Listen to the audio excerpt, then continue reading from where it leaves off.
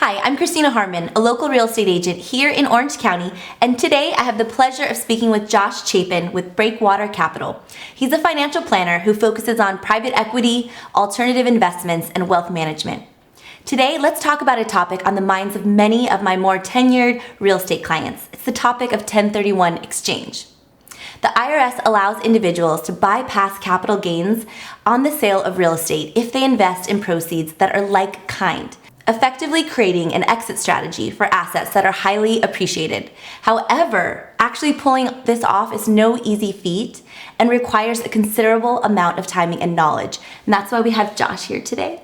Thank you. Thank you for having me. Yeah, my name is Josh Chapin. I am the president of Breakwater Capital. We're located here in Irvine, California, and we do specialize in 1031s. So a 1031 exchange is technically if you owned a commercial property, anything that isn't your primary residence.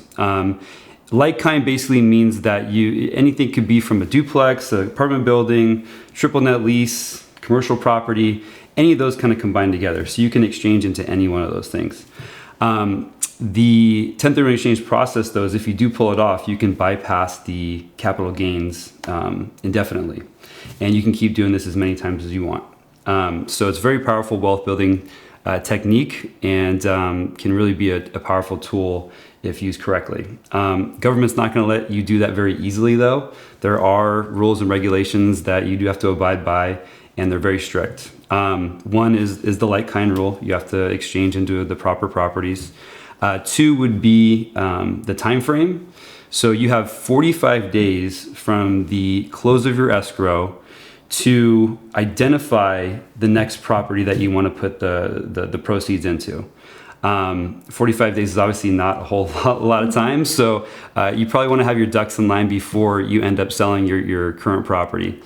Then once you identify the property, and you can identify up to 3, you have 6 months to close on them. Awesome, Josh. Thank you so much for defining that more for us. Who specifically would a 1031 exchange be good for? Okay. Yeah, so anyone that's built up a lot of equity inside of their property. So typically, obviously, that takes a while to do. So people that typically have held on to their assets for probably over 10 years would be a good candidate. Obviously, someone that's maybe taken a lot of depreciation on that property. Maybe someone that wants to get out of managing their own property. There are certain assets that you can get into where you don't have to be the landlord or the tenant and don't have to deal with all the issues that come along with that. But yeah, any of those people I would think would be a good candidate, especially if you hit more than one of those categories. Awesome. Thank you.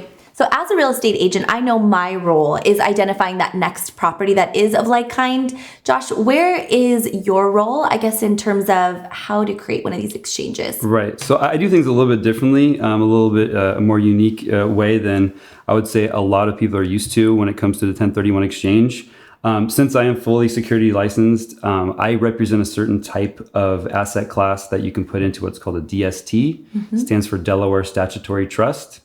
And basically what it is these companies have structured properties and much bigger properties. We're talking about $50 to $100 million commercial properties, and have kind of allowed investors to partake in those by not owning the entire thing, but smaller fractional portions of it. But about 20 years ago, the IRS allowed 1031s to be placed into the Delaware Statutory Trust ownership structure.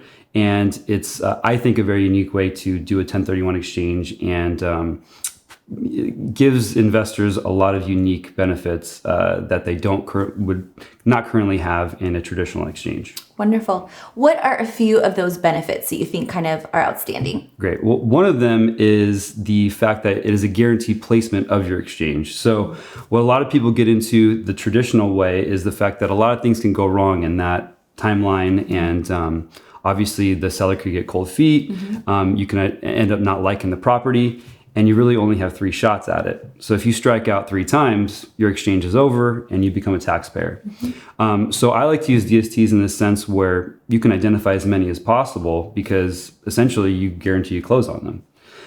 So even when people want to do their own exchange and have a place by themselves, I always recommend they at least identify one DST as a plan B in case their exchange falls through. That's fantastic. What a great security. So Josh, what are some of the misconceptions people kind of assume regarding 1031 exchanges? One of the big misconceptions is that whole like kind rule. People think that if I own an apartment building, I have to go get another apartment building. Or if I own a single family, I have to go buy another single family.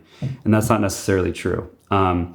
The rule is it just has to be like kind. I can have a single family and go to a duplex. I could have a duplex and go to a commercial property. I could have a commercial property and go to a single family. It really doesn't matter as long as they're basically held for business purpose. The only one thing you can't do is 1031 exchange your primary residence. So this is such an awesome avenue to kind of protect those capital gains. How many times can you actually do this? Well, there is no limit in terms of how many times you can do it. Essentially, you can do this as many times as you want. There is no time frame. There is no amount of limit you can do in a single year or in a given lifetime.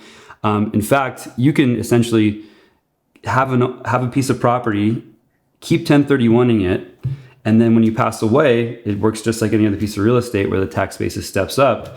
And you can essentially give this to your heirs, your kids, whoever it may be, at that stepped up basis and never have to pay any capital gains tax. Phenomenal. Josh, thank you so much for giving us so much great detail regarding 1031 exchanges. It's so complex. There's probably a ton of more questions. Feel free to reach out to Josh or myself to get into some more of those complexities. And I hope this was helpful. Reach out if you need anything.